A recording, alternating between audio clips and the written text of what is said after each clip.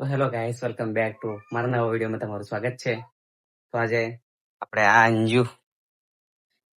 એન્જલને આપણે ઇન્જેક્શન મારવા લઈ જઈએ, કારણ કે એને 1 વર્ષ થઈ ગયું છે. 1 વર્ષનું ઇન્જેક્શન મારેલું હતું, પેલું આપણે રેબીસ એમ કે ને એનું ઇન્જેક્શન મારેલું હતું. 1 વર્ષ પૂરા થઈ ગયા તો ફરીથી પાછા એકવાર આપણે ઇન્જેક્શન મારી લાવીએ, કારણ કે નાના છોકરાઓને રમતા હોય ને તો નખ વાગે, થોડું કઈ કડી દે તો ઇન્ફેક્શન થઈ જાય, એટલા માટે ઇન્જેક્શન મારવું જરૂરી છે. તો તમારે બી તમારા પાસે કોઈ ડોગી હોય તેને કેર કરજો અને ટાઈમ ટુ ટાઈમ ઇન્જેક્શન આપજો. એન્જલ, એન્જલ મસ્ત સારી રીતે બેસી જાય ગાડી પર. તો ફાઇનલી અમે ગવર્મેન્ટ હોસ્પિટલમાં પહોંચી ગયા છે. ફાઇનલી રેબીસનું ઇન્જેક્શન મારી દીધું છે. તા વિડીયો ઉતારવાનું અલાઉ નહીં હોતો એટલે વિડીયો ઉતારી નહીં શક્યો.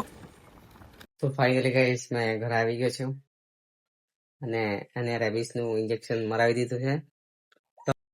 હવે એના પછી 1 વર્ષ પછી પાછું ઇન્જેક્શન મારવું પડશે. અને ડોક્ટરે કીધું કે કોઈ જો અગર કૂતરું બીજું કોઈ કડી ગયું રહે તો પછી ફરીથી મારવું પડશે. અગર નહીં કઈ કડ્યું રહે તો 1 વર્ષ પછી મારે તો ચાલી જાય. એન્જુ તો ગાઈસ વિડીયો મેં એટલા માટે બનાવું છું કારણ કે મને શોખ છે વિડીયો બનાવવાનો.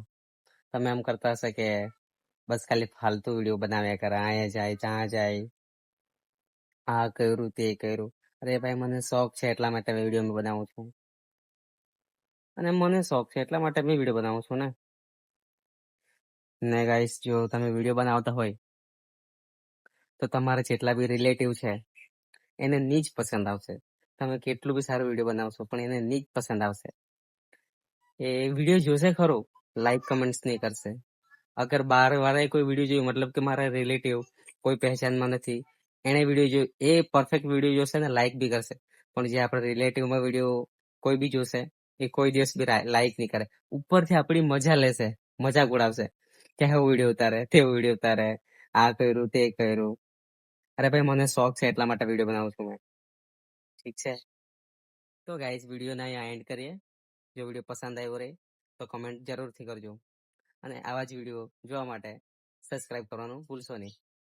Bye bye.